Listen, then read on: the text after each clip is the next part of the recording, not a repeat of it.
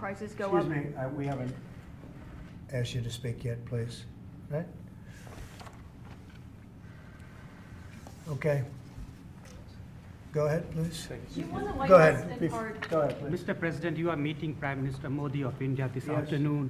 What kind of trade and tariff relations would you like to have with India, and what's the vision for India-US? Yeah, India traditionally is the highest, just about the highest tariffed country. They charge more tariffs than any other country.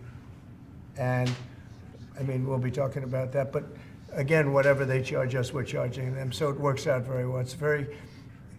It's a beautiful, simple system. And we don't have to worry about, gee, we're charging too much or too little. But traditionally, India is right at the top of the pack, pretty much. There are a couple of smaller countries that are actually more. But India is a they charge tremendous tariffs. I remember when Harley-Davidson couldn't sell their motorbikes into India because of the fact that India, the tax was so high, the tariff was so high.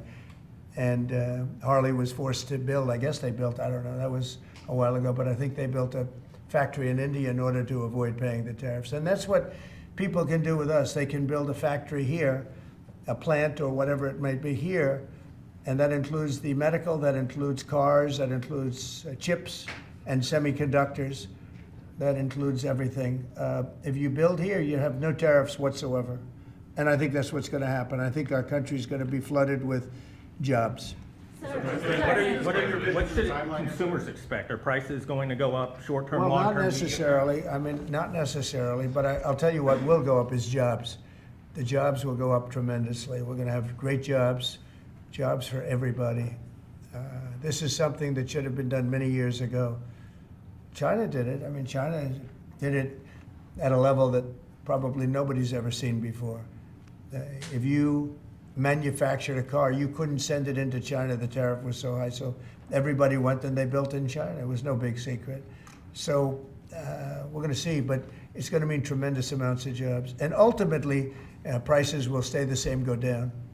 But we're going to have a very dynamic country. But if prices go up, Mr. President, because of these tariffs, who do you think voters should hold responsible? Oh, I think what's going to go up is jobs are going to go up. And prices could go up somewhat short term, but prices will also go down. And I think the farmers are going to be helped by this very much because product is being dumped into our country and our farmers are getting hurt very badly by the last administration. The last administration hated our farmers, like at a level that I've never seen before. I think our farmers are going to be helped. Jobs are going to be helped, but our farmers are going to be helped. Our manufacturers are going to be helped. And again, if somebody wants to come in, including the car companies, if they want to come in and build car plants, they'll do it without tariffs, and therefore prices won't go up. There could be some short-term disturbance, but long-term, it's gonna make our country a fortune. So Americans should prepare for some short-term pain. No, you said that. I didn't say that. Because if the prices go up, let's see what happens. Nobody really knows what is going to happen, other than we know that jobs are going to be produced at levels that we haven't seen before. We know that we think interest rates are going to ultimately be coming down because of things that happen, and they go hand in hand with the tariffs.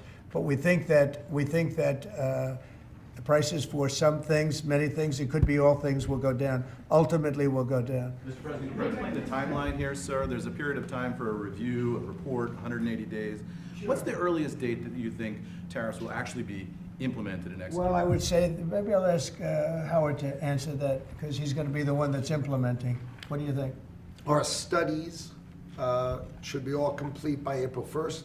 So we'll hand the president the opportunity to start on April 2nd if he wants. So I think we'll be ready to go on April 1st, and we'll hand it to the president, and he'll make his decisions. But remember, if they drop their tariffs, prices for Americans are coming down. Our production's going up, and our costs are going down. Remember, it's a two-way street.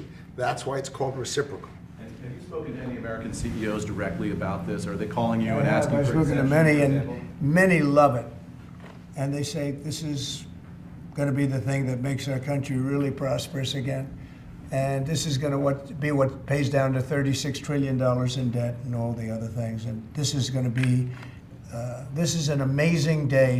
I think this is going to be a very big day and in a very positive way for our country. Yes, please. Mr. President, you've talked about the VAT and the EU before and your concerns with how the EU treats you. Do you have a number in mind on the European Union? Do you have an idea of where that number is going to land? Well, what they are now is they have a 20% VAT tax, which we're considering to be similar or the same as the tariff.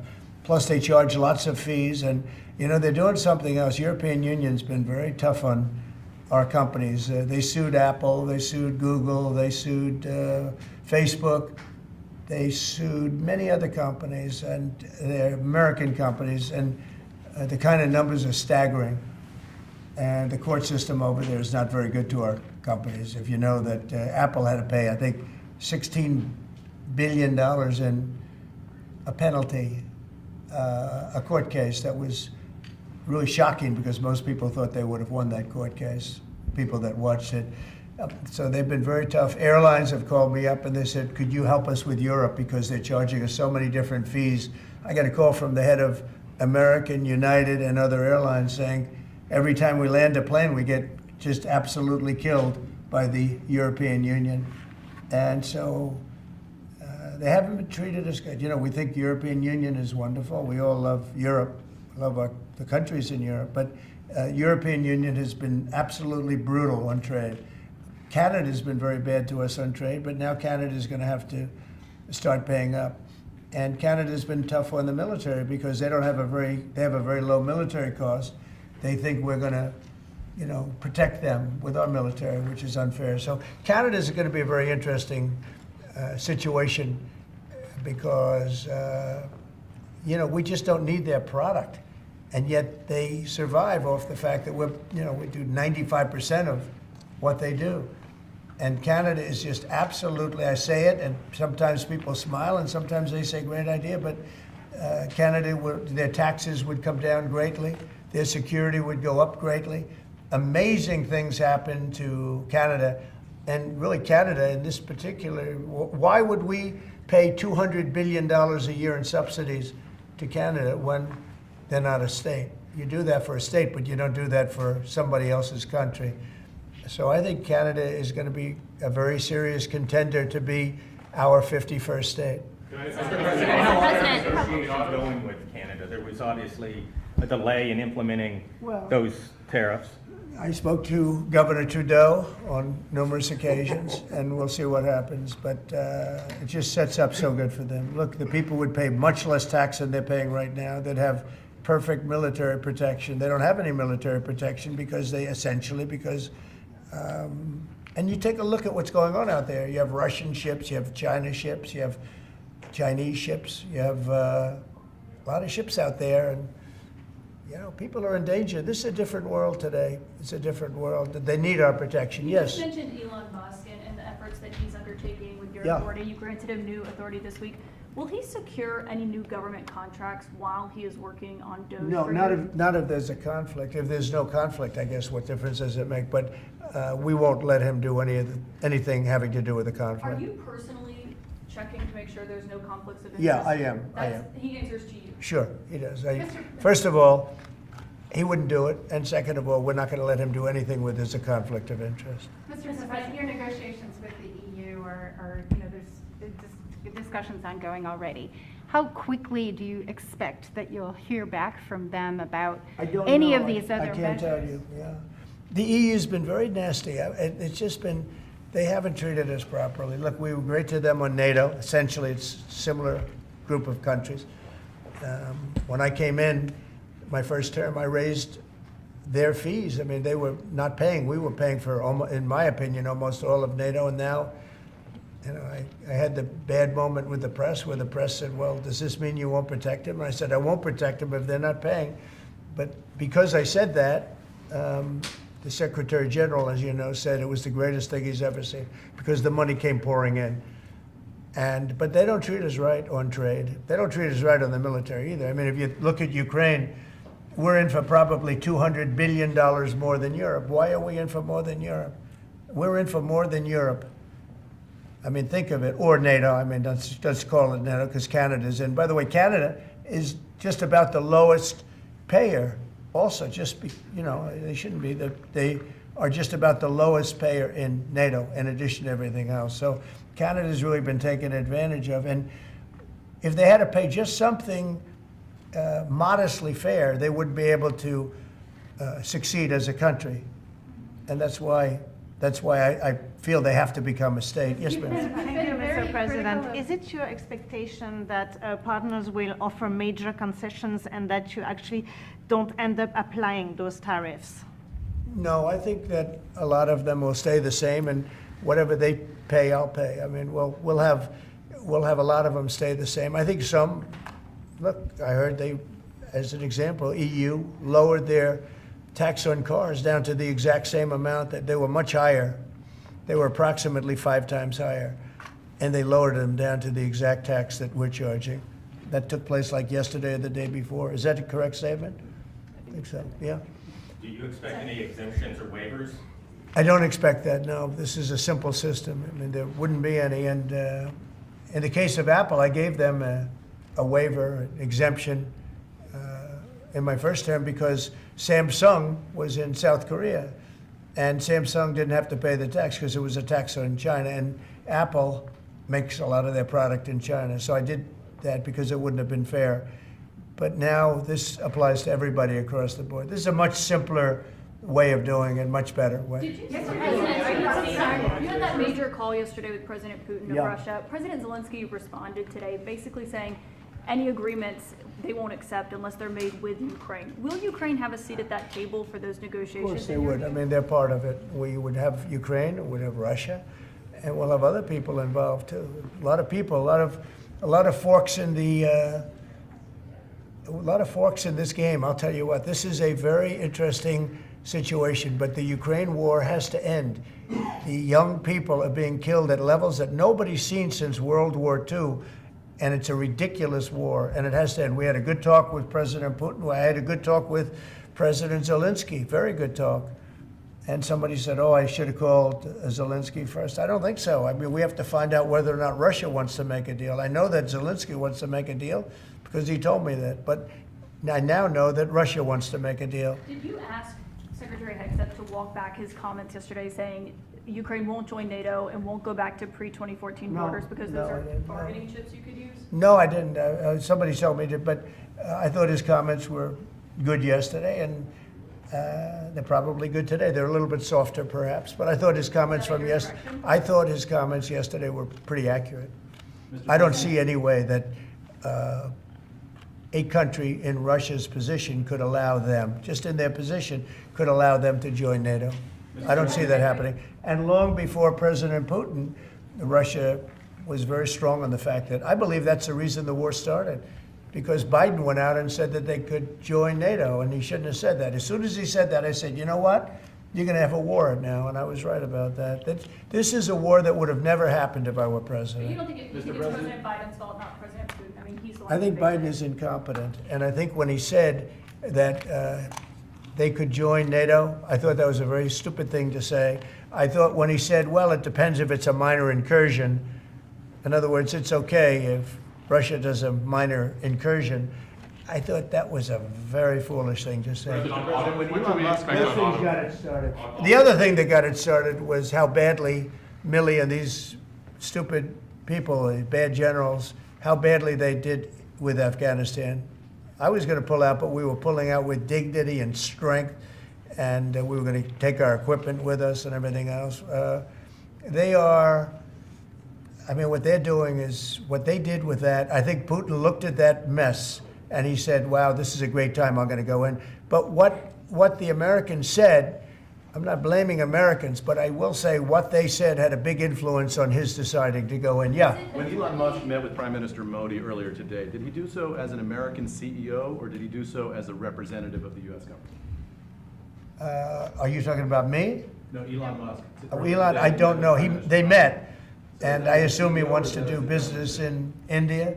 But India is a very hard place to do business in because of the tariffs. They have the highest tariffs just about in the world, and it's a hard place to do business. No, I would imagine he met possibly because he's running a company. He's doing this as a as something that he's felt strongly about for a long time, because he sees what's happening and he sees how the country is really being hurt badly by all of the fraud, waste, and abuse. Yeah. So how does Modi know whether he's meeting with the CEO or meeting with a representative of your government? Well, he's meeting with me in a little while, so I'm going to ask him that question. All right? I'll ask him that question. Yeah. On auto tariffs, what should we expect, sir? You mentioned obviously steel and aluminum and pharmaceuticals. What are you thinking about auto tariffs? We haven't talked about that much. I think autos are coming soon. I think they're all coming more or less at the same time. And it's not going to be a big shock to the system. But what it's going to do is it's going to bring pharmaceuticals back to our country. Much more important than the money. It's a lot of money, but it's going to bring pharmaceuticals back to our country. It's going to bring chips back to our country. It's going to bring automobile. We're going to do a lot more automobile manufacturing in our country. You know, when I did this, when I announced this during the campaign, they were going to build the largest car plant in the world in Mexico. It was almost under construction. It was just starting. And when they heard me make that statement, and they thought I was going to win the election, actually, it was a few months before the election itself, China was building the car plant. It was going to be the largest in the world. They immediately stopped construction. You can see the foundations there. They immediately stopped. When they heard I was doing this, that would have destroyed Detroit. It would have destroyed Michigan. This plant would have taken up more than almost the whole state built. And it would have been very destructive. When they heard me speak, and they said, wow, if he gets in, we're gonna lose our shirt. So they stopped building. That's the impact that tariffs have. Again, you know, I say it, and I say it loudly. It's the most beautiful word, but now I say religion, love, and a couple of other things are more beautiful, because I got in a lot of problem with the fake news when they said, oh, other things are more important. God is more important, but these are the words. But I would say it's number 4 or 5. To me, it's the most beautiful. And I'll tell you what, I think really reciprocal tariffs, those 2 words, reciprocal makes tariffs really fair. Honestly, there'd be no exemptions, right? It would be all auto imports? Any exemptions, no, because you don't need to. With reciprocal, you don't need to. Mr. President, Gavin Clegg just arrived at the IRS. Fox Radio. Do you have a update on the TikTok negotiations? And Yeah, kind of we have a like lot of that people. Timeline's running out, isn't it? Sure, well, I have 90 days from about 2 weeks ago, right?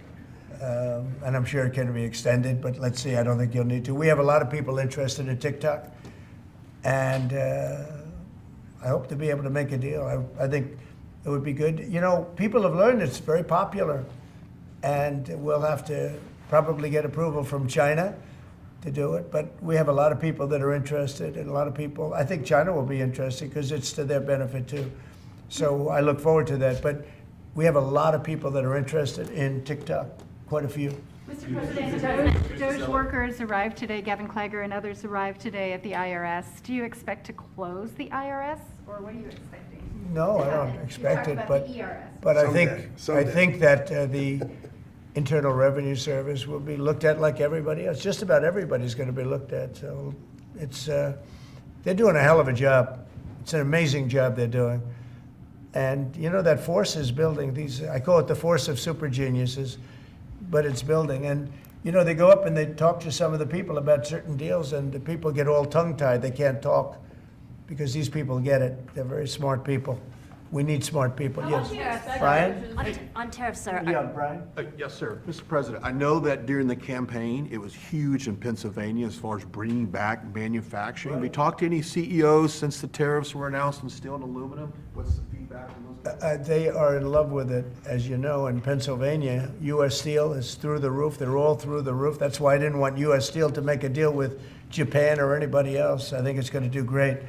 But I think maybe more than anybody else, the steel companies and aluminum companies, they're in love with what's happened. And this will eventually be the car companies and chip companies. We have to have chips made in this country. Right now, everything's made in Taiwan practically, almost all of it, a little bit in South Korea. But everything, almost all of it is made in Taiwan. And we want it to be made. We want those companies to come to our country, in all due respect. You know, they took the business away. Taiwan took our chip business away. We had Intel, we had these great companies that did so well, and it was taken from us, and we want that business back. We want it back in the United States. And if they don't bring it back, we're not going to be very happy. You Sir, on mentioned tariffs, are you- pharmaceuticals as well in China. That's national security to bring that back. Yeah, China and other places. We want to get the pharmaceutical and drug business back into the United States, where it should be, right? Sir, on tariffs, are you concerned that the countries that would be most affected, like India, would just shift their trading to China? No, I'm not concerned about anything, really. I mean, I'm just doing what's fair. This is a very fair thing. This should have been done a long time ago. I would have done it, but then COVID hit. I was getting ready to do this years ago, and first term we had the most successful economy in history, and then COVID hit, and this was going to be the thing that I was most waiting to do, but it was awfully hard to do this with Italy and France and Spain, and all those people were dying, and then we put tariffs on. See, I have a big heart. Sir, on Ukraine, when Putin says that he really wants peace, do you believe him? Yeah, I do. I believe he wants peace. I believe that President Putin, when I spoke to him yesterday, I mean, I know him very well. Yeah, I think he wants peace. I think he would tell me if he didn't. I'd like to see peace. Do you trust President I Putin? believe that, I believe that he would like to see something happen. I trust him on this subject. I think he'd like to see something happen. I think it could have happened a long time ago. I think Biden, number one, it shouldn't have started, but it did. And now all those cities are knocked down, like demolition sites. All those beautiful golden towers are knocked down. There's nothing going to replace them. But much more importantly, you lost millions of people. A lot of soldiers, but you lost millions of people. When they knocked down those cities, and they're all laying down on the side, they're laying down just in ashes and all crumbled up concrete. They literally look like a world-class demolition site. And many of them, almost all of them, but many of them, and this should have been done by Biden years ago. This should have never been allowed to happen. I know he's a friend of yours. But couldn't Putin just withdraw his He's a friend of today? CNN. That's why nobody watches CNN anymore, because they have no credibility. Okay, who else? Yes, please. Sir, if you can find a buyer in the United States for TikTok, do you think Xi Jinping will authorize the sale of it, or will he? I'm going to make it worthwhile for China to do it. I think so. I mean, I got to know TikTok because during the election, I ended up with 36% higher than my opponent with youth. Okay, that never happened before. That's always been a Democrat thing, youth. It became a Trump thing. And I think TikTok, I think Joe Rogan was a part of it. Some of the great people that I did interviews with were a part of it. But I think that TikTok was I think it was a big part. Look, as you know, we were up by 36% with youth. The Republican was never up with youth. And I focused on TikTok, and I found it to be amazing, actually, and very fair. And I think the image of TikTok is different than it was before the election. I think people saw it, and they view it as a positive, not a negative. I think it'll be to China's advantage to have the deal be made, yeah. How much money do you think you'll raise from tariffs on an annual basis? That's the most interesting question. I think it'll be a staggering amount. It will be the external, I call it the External Revenue Service. That was a name that was devised by a few of us, but I think it's going to be a staggering amount. We've heard it's the number 1 trillion floated in meetings with senators. Is that a number you've thought of? I don't know, but already the Senate's saying, well, wait a minute, they're looking at some of the numbers and they're saying, whoa, look, we want to, I say America first, I say make America great again. That's what we're doing. I think it's the most important thing I've signed. I've signed some very important things. Right to try was so important. I mean, a lot of important things. Space Force, the biggest tax cuts in history. This could be one of the most important things that we've ever signed. Do you expect the Russians and President Putin to attend the summit in Saudi Arabia? Eventually, yeah. Not quite yet. It's a little early. They're having a meeting in Munich tomorrow. Russia is going to be there with our people. Ukraine is also invited, by the way. Not sure exactly who's going to be there from any country, but high-level people from Russia, from Ukraine, and from the United States. Do you want to have Russia back to the G7, sir? I'd love to have them back. I think it was a mistake to throw them out. Look, it's not a question of liking Russia or not liking Russia. It was the G8, and I said, what are you doing? You guys, all you talk about is Russia, and they should be sitting at the table. I think Putin would love to be back. Obama and a couple of other people made a mistake and they got Russia out. It's very possible that if that was the G8, you wouldn't have had the problem with Ukraine. And if I was president, you definitely wouldn't have had the problem with Ukraine. Russia would have never attacked Ukraine. But you ask a very good question, the G8.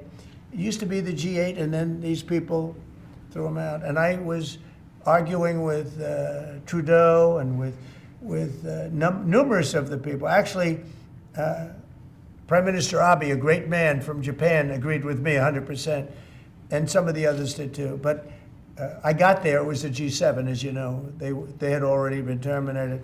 I think it would have been very helpful, and it still would be helpful to have Russia be a part of that mix. And I think if they were, I don't think you would have had the problem that you have right now. Russia is part of the G20. They kicked them out, of course, because they illegally annexed Crimea.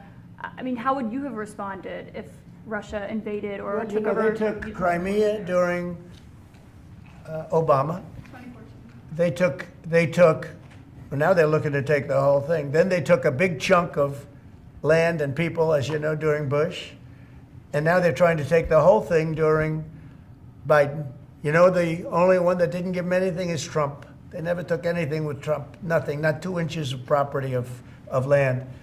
But Crimea was Obama. And then Bush gave them a lot, if you remember. And then, in fact, it's a sort of a standard little phrase. And Biden's giving them everything because this is a war that shouldn't have been had. And the only one that didn't give them anything is Trump. It's just the way it is. What's the message from Wall Street about these tariffs? So there's been some nervousness on Wall Street about the impact. So. I mean, there hasn't been very much, and I think it's going to make the United States stronger, and in many ways it could make other countries stronger too. You know, other countries want to have a strong United States. They want to have a strong America, and I think it's going to make us very, very strong, much stronger. And we have a lot of work we're doing on the military. Our military already, I've authorized some contracts to be built that are very substantial. We're building the greatest equipment in the world. We have the greatest military equipment in the world. We're building it. At some point, when things settle down, I'm going to meet with China, and I'm going to meet with Russia in particular, those two, and I'm going to say, there's no reason for us to be spending almost $1 trillion on military. There's no reason for you to be spending $400 billion. China's going to be at 400 billion. We're at $1 trillion. We're going to be at close to $1 trillion. And I'm going to say, we can settle this on, we can spend this on other things. We don't have to spend this on military because, and I'm going to be meeting with China. You know, we were trying to de-escalate nuclear, and I was in a position where Russia had agreed and China had agreed we were going to start, and then we had a rigged election, so that never took place. But this one was too big to rig. We won by so much that it was too big to rig. You want to do the China meeting in the United States, or would you travel to China for that? For what? A China meeting. Would you do that? I tell people all the time, you know, the question is who's going to have the first meeting, where are you going to, I say this to Putin, to President Xi, I say to everybody, never bothered me, you know, I'm willing to say I'll go first. It doesn't matter. It's the end result that counts. So it doesn't make any difference. When do you want to have a conversation about global defense spending, you, China, Well, Russia? I'd like to have that, as soon as things settle down, I'm going to have that conference, primarily with China and Russia, because those are the two that really are out there. And we're going to have them spend a lot less money, and we're going to spend a lot less money. And I know they're going to do it. They agreed to it.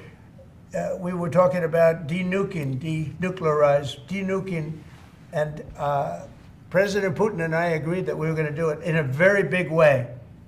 There's no reason for us to be building brand new nuclear weapons. We already have so many, you could destroy the world 50 times over, 100 times over. And here we are building new nuclear weapons, and they're building nuclear weapons, and China's building new nuclear weapons, and China's trying to catch up because, you know, they're very substantially behind, but within 5 or 6 years, they'll be even. And we're all spending a lot of money that we could be spending on other things that are actually, hopefully, much more productive. Hopefully, there'll never be a time when we need those weapons. If there's ever a time when we need nuclear weapons, like the kind of weapons that we're building and that Russia has and that China has to a lesser extent, but will have, that's going to be a very sad day. That's going to be probably oblivion. Do you see that as separate conversations, or do you see one giant summit with you, Xi Jinping, and Vladimir Putin? Yeah, I could see that. let things calm down a little bit. You know, when I left, we had no Middle East problem. We had no Russia going into Ukraine. They never would have done it. Putin never would have done it. And I came back and we got like the whole world is blowing up. So when we straighten it all out, then I want to have one of the first meetings I want to have is with President Xi of China, President Putin of Russia. And I want to say, let's cut our military budget in half. And we can do that. And I think we'll be able to do it. If Elon Musk identifies wasteful spending in the Defense Department, defense contractors and the like, are you willing to go after that spending as well? That's been We have to go waste, fraud, and abuse. Yeah, and we're doing that. Could we, I'm just wondering about your conversations on defense spending. Would you want to do that as a trilateral, or would you use the existing body that also already includes China and Russia, the G20? No, it's the people. It's President Putin, President Xi. I don't need bodies. I don't need anything. It's people. It's all about people. It's about relationship and people. And, you know, I've had a good relationship with President Putin. I've had a good relationship with President Xi. It's about people. And I think when things straighten out, which I hope will be in the not too distant future, the meeting I want to have first is a meeting with China and a meeting with Russia on slowing down, stopping, and reducing nuclear weapons in particular, and also on not having to spend the kind of money we're all spending on weapons, military weapons generally. I think my question is, would you have those meetings separately with each of those leaders, or would you try to bring them all together? Both. You start off separately, and that's what was happening. I was dealing with President Putin. We had really an understanding where we were going to denuclearize. What a beautiful term that is, right? Denuclearize. What a great thing if we could do that. And we were going to, he really liked the idea, and so did I. And we had then called China, and China was very open to it. And then COVID hit, and then we had a rigged election. But now there was no rigged election. Now we have an election that was too big to rig. That's what my whole theme was, too big to rig. And they tried, but they didn't pull it off. Sir, as part of the reciprocal tariffs, would you also direct agencies to study the impact they would have on prices in the U.S.? No, there's nothing to study. There's nothing to study. It's going to go well. The United States is going to become a very, very strong economically country. Yeah. Mr. President, in the past you have spoken against BRICS. India is part of BRICS. Do you want to dismantle BRICS, or you want to? U.S. want to be part of it? I don't care, but BRICS was put there for a bad purpose, and most of those people don't want it. They don't even want to talk about it now. They're afraid to talk about it because I told them if they want to play games with the dollar, then they're going to be hit with a 100% tariff the day they mention that they want to do it. And they will come back and say, we beg you not to do this. BRICS is dead since I mentioned that. BRICS died the minute I mentioned that. And I remember when Obama and Biden in particular, I guess he said that, they have us over a barrel. They don't have us over a barrel. We have them over a barrel. If BRICS wants to play games, those countries won't trade with us. We won't trade with them. And if any trading gets through, it'll be 100% tariff at least. On your What cabinet, would be You know what? When they hear that, what do you think they're going to do? They're going to say, look what happened to BRICS. They didn't want to talk about it. They don't even want to admit that they were a member of BRICS. That's what's happened. On your cabinet, sir, we saw Robert F. Kennedy Jr. get confirmed. He's going to come in here and be sworn in. Mitch McConnell has now voted against several of your nominees. He voted against RFK Jr. as the next health secretary, citing conspiracy theories. What's your reaction to that? Well, I feel sorry for Mitch. And I was one of the people that led. He wanted to go to the end, and he wanted to stay leader. He's not equipped mentally. He wasn't equipped 10 years ago mentally, in my opinion. He'd let the Republican Party go to hell. If I didn't come along, the Republican Party wouldn't even exist right now. Mitch McConnell never really had it. He had an ability to raise money because of his position as leader, which anybody could do. You could do it even, and that's saying a lot. But the fact is that he raised money, and he gave a lot of money to senators, and so he had a little loyalty based on the fact that as leader you could raise a lot of money. Senators would call me and they say, he wants to give me 20, 25 million. Can I take it? I'd say, take the money. Take the money. But he engendered a certain amount of, I don't even call it loyalty. He was able to get votes. But I was the one that got him to drop out of the leadership position, so he can't love me. But he's not voting against Bobby, he's voting against me, but that's all right. He endorsed me. You know, do you know that Mitch endorsed me, right? Well, he did You have think that was polio, easy? and What? He had polio, obviously, and his. I don't decided know. that I don't know was- anything about he had polio. He had polio. Are you doubting that he had polio? I have no idea if he had polio. All I can tell you about him is that he shouldn't have been leader. He knows that. He voted against Bobby. He votes against almost everything now. He's a very bitter guy, and we have a very strong party. And he's almost not even really a very powerful member. I'd say he's not a. He's lost his power, and it's affected his vote. And it's one of those things. But in the meantime, Bobby did great. Got more votes than anybody thought, and I think he's going to do phenomenally, just phenomenally in that position. And everybody else likewise did well. Not only well, they got more votes than anybody thought. Tulsi, look at how she did. She did great.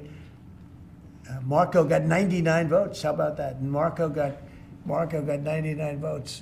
And Marco, by the way, I have to tell you, Marco Rubio's done a fantastic job. He's been a great Secretary of State. They're all doing great. But we're going to have a swearing in today, and maybe we're going to have a second one, because I hear we have a couple of them coming up. And the man behind me is doing a fantastic job, Secretary of Commerce. And I think you're going to see something very big come from today's signing. This is going to be a very important signing. Okay? U.S. Steel, sir, can I ask very quickly? You said you'd meet with the head of that company and the Japanese company. U.S. Steel is going to be here, and a lot of the steel companies are coming. I think steel companies, they love what's happening to them. We saved it. If I didn't do the tariffs from my first term, you wouldn't have one steel company here. You wouldn't have one steel. There wouldn't be a steel company alive in the United States. And right now, they're going to be thriving. They're doing very well, but they're going to be thriving. They're going to be coming out. People are going to want to buy those steel companies like crazy. Are you still planning to mediate talks between Nippon Steel and U.S. Steel? Yeah, I don't know. I think U.S. Steel right now has all the power. The tariffs have given U.S. Steel a new lease on life. Okay? Thank you all very much. Thank you. Thank you. Thank you. Let's go. Let's go, guys. Quickly. Thank you, Press.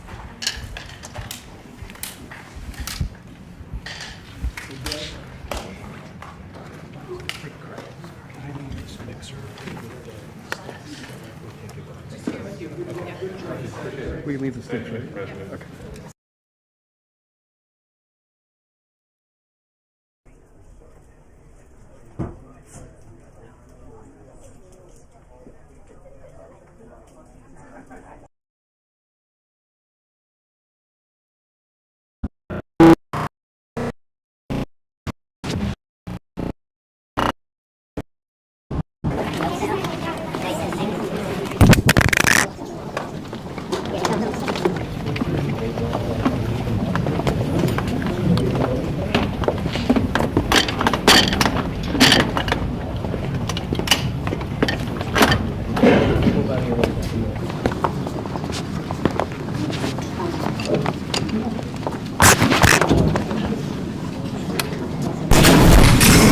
You guys all set?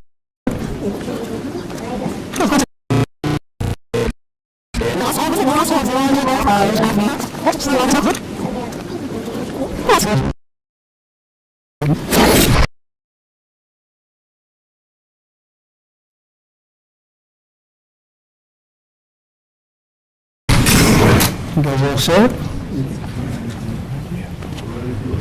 Good, thank you very much.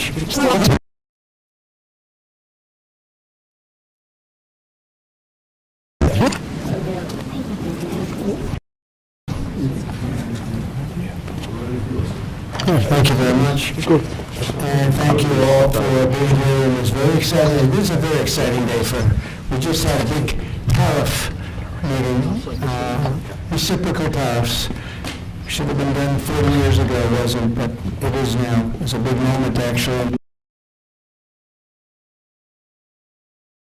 It's going to be a real...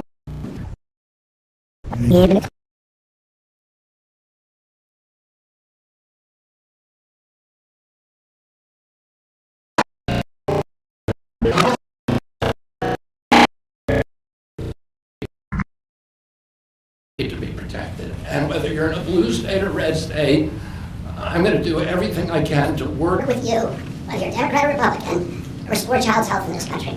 Great job. Great job. Thank you all very much.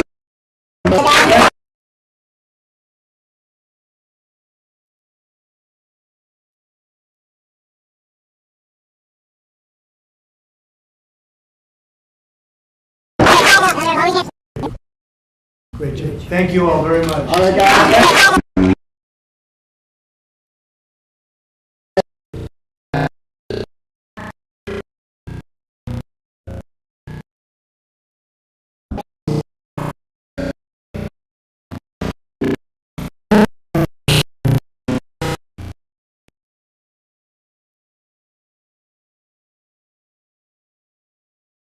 It's going to be.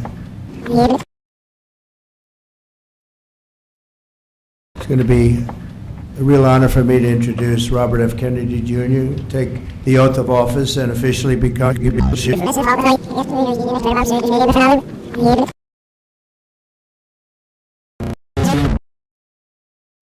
ago it wasn't, but it is now. It's a big moment, actually.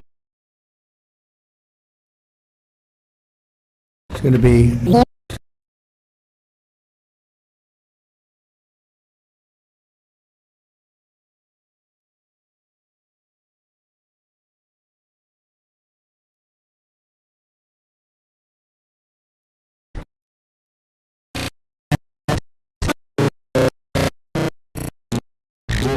Was that right? Was there any from that information?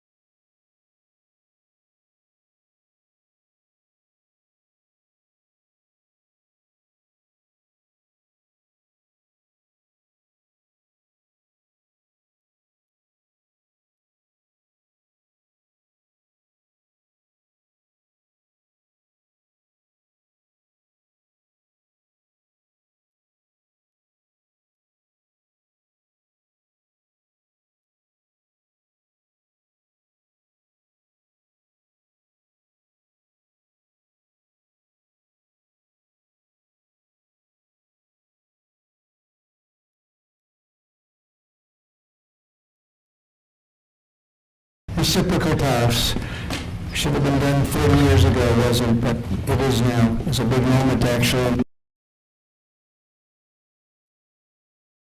It's going to be a real honor for me to introduce Robert F. Kennedy Jr., take the oath of office and officially become our Secretary of Health and Human Services. Just as I promised last year, Bobby is going to lead a great national mission to make America healthy again. And he's going to do it. I think he's going to do things that will really make us very proud of this day. Like his father, Senator Robert F. Kennedy, and his uncle, President John F. Kennedy, Bobby has devoted much of his life to serving his fellow Americans in his campaign for president, and he was a very tough competitor. I did not like it at all. I said, let's get him on my side.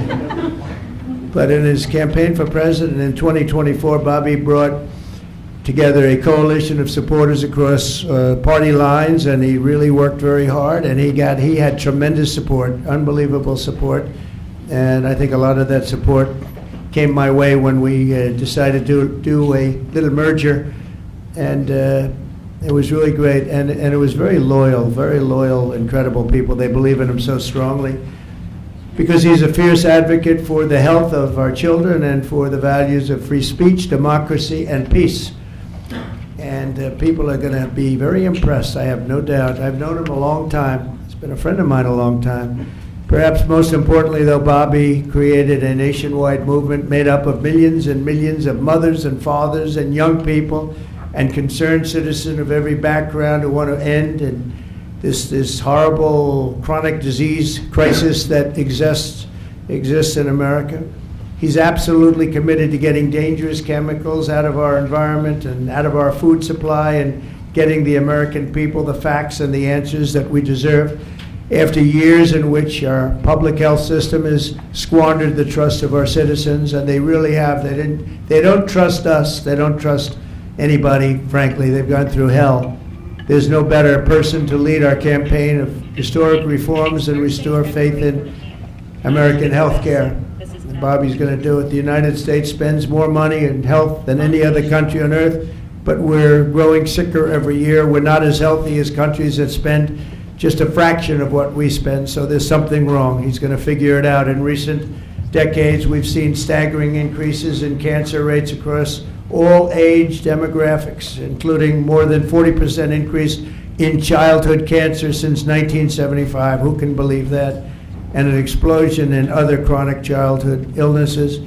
Not long ago, 1 in 10,000 people, children, had autism. Now it's 1 in 36. Think of that. 1 in 10,000.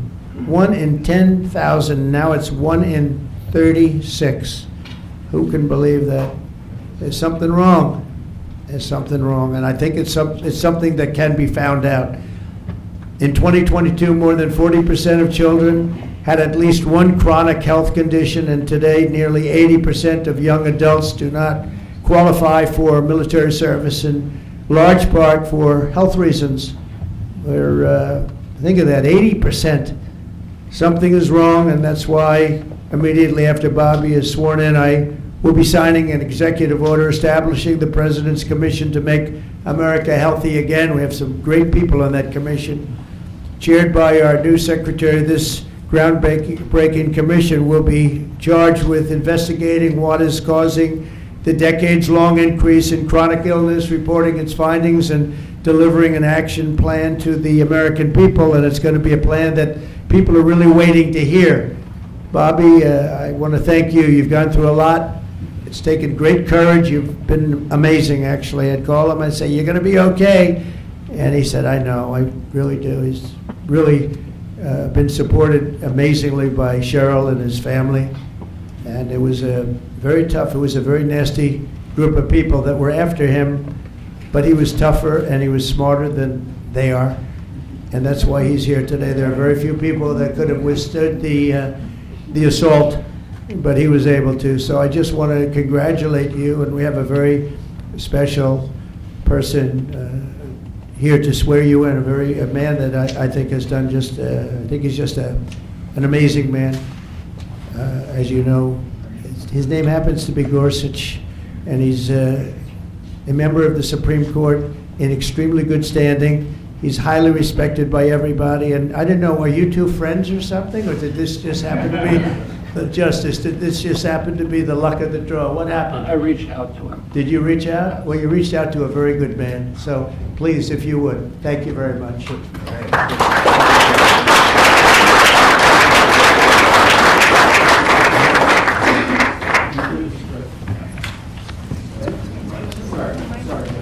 Oh, this has to be done first.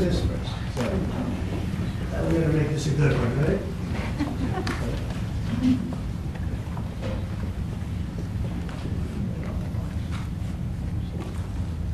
day is good so far. Good. It's a 10.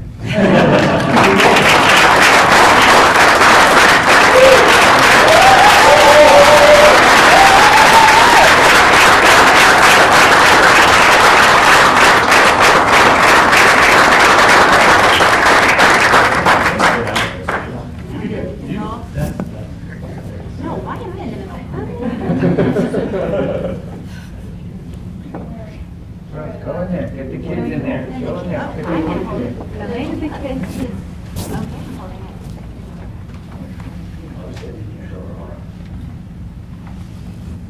Over here, please.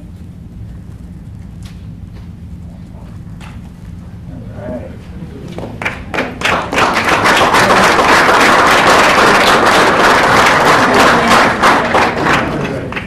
I'm really happy.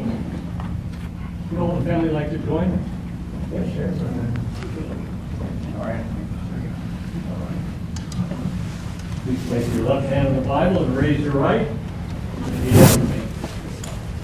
I, Robert F. Kennedy Jr., I, Robert F. Kennedy Jr., do solemnly swear do solemnly swear that I will support and defend that I will support and defend the Constitution of the United States the Constitution of the United States against all enemies, against all enemies, foreign and domestic, foreign and domestic, that I will bear true faith and allegiance to the same, that I will bear true faith and allegiance to the same, that I take this obligation freely, that I take this obligation freely without any mental reservation without any mental reservation or purpose of evasion, or purpose of evasion, and that I will well and faithfully discharge and that I will well and faithfully discharge the duties of the office the duties of the office on which I am about to enter.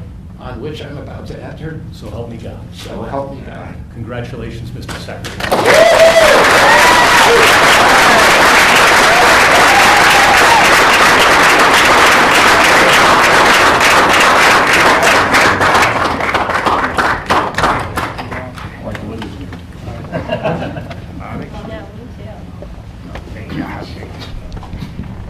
I want to begin by thanking President Trump for giving me this extraordinary opportunity, and I want to introduce my family and thank them for being here.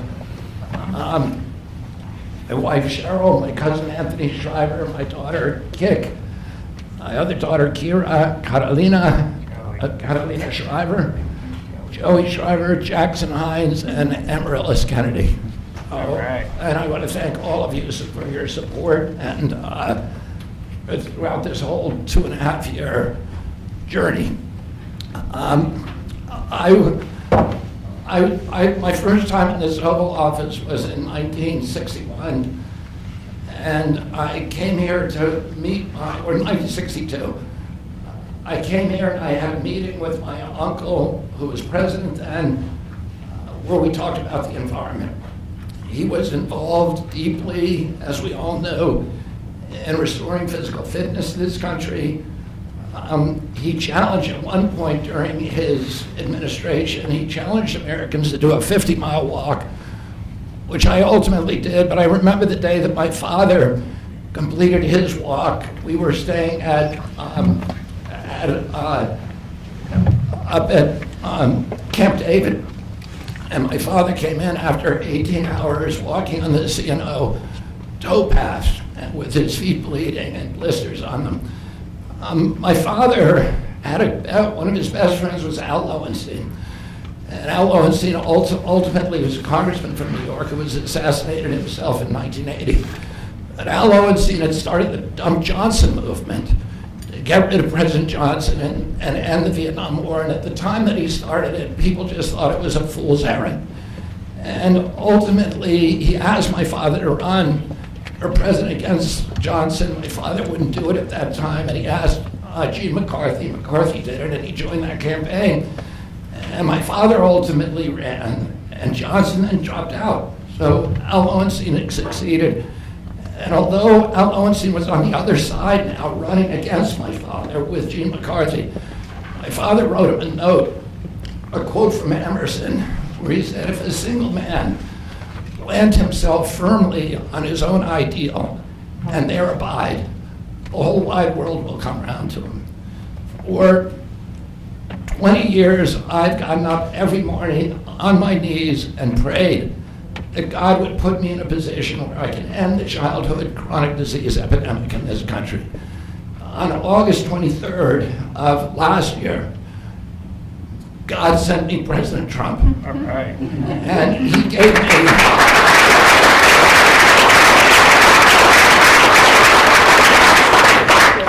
he's now given me, he's kept every promise that he's made to me. He's kept his word in every account and gone way beyond it. I'm so grateful to you, Mr. President. A lot of people told me that I couldn't trust President Trump, that I better get it in writing.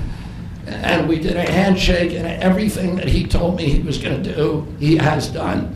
Right. And I'm so grateful to him, and I've told you before, I genuinely believe that you are a pivotal historical figure, and you are going to transform this country at a time when we see all of the indicia of democracy now in tatters in our country. We see the rise of the military-industrial complex, the rise of totalitarianism, these attacks on our Constitution, and this breathtaking epidemic that is disabling our people.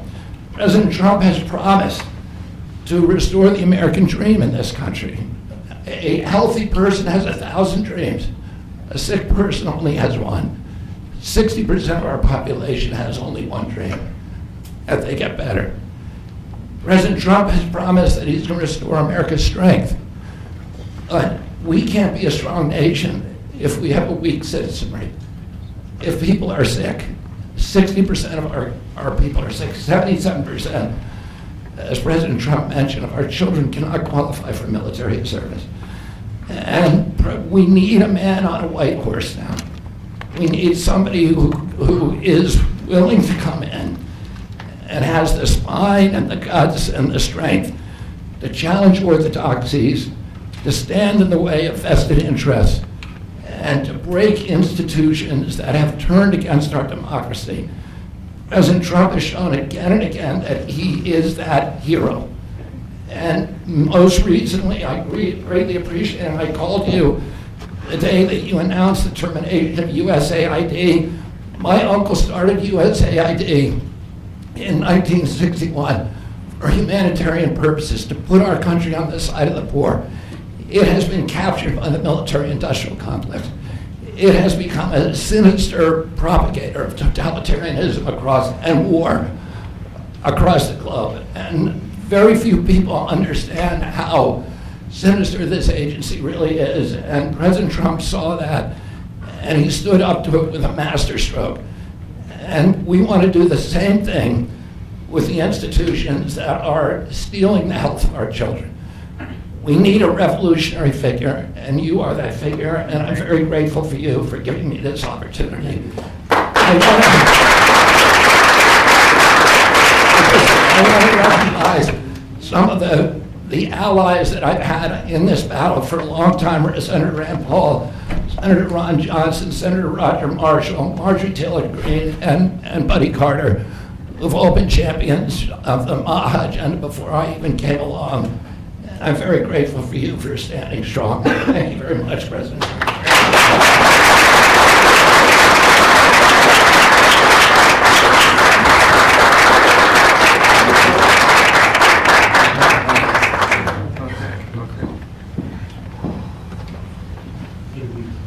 Mr. Secretary, I'd like to ask, what plans do you have immediately at HHS now that you're sworn in, sir?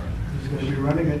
He's going to do a great job. What would you like to That's see my him do plan. first? He's going to find out a lot of secrets that have been maybe kept from us, but he's going to come up with some solutions to some big problems, self problems.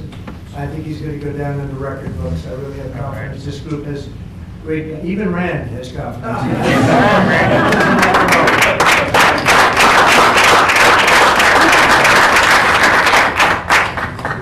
If I could ask you, Mr. Secretary, do you plan to fire anyone immediately, or what are your plans on day one, which I guess is today? Our plans are radical transparency and returning gold standard science, the NIH, the FDA, and CDC, to ending the corruption, ending the corporate capture of those agencies, getting rid of the people on those panels that have conflicts of interest. we can do unadored and unimpeded science rather than the kind of product that is coming out of those agencies today. Mr. Secretary, may I ask, how do you address concerns that some Americans may have about the stance on vaccine? When people actually hear what I think about vaccines, which is common sense, which is vaccines should be tested, they should be safe, everybody should have informed consent, people are reacting because they hear things about me that aren't true. They hear characterizations of things that I've said that are simply not true. When they hear what I have to say actually about vaccines, everybody supports it. Mr. Kennedy, Kara Kashinova from Lindell TV. What's your message to Democrats in the Senate that fought so hard to keep you from taking this position? And congratulations, by the way. President Trump has promised to be the president for all Americans, and he has said to me that he understands that there's no such thing as Republican children or Democratic children. All of our children need to be protected, and whether you're in a blue state or red state, I'm going to do everything I can to work with you, whether you're Democrat or Republican, to restore child's health in this country. Mr. Secretary. Great job. Great job. Thank you all very much. All right, guys.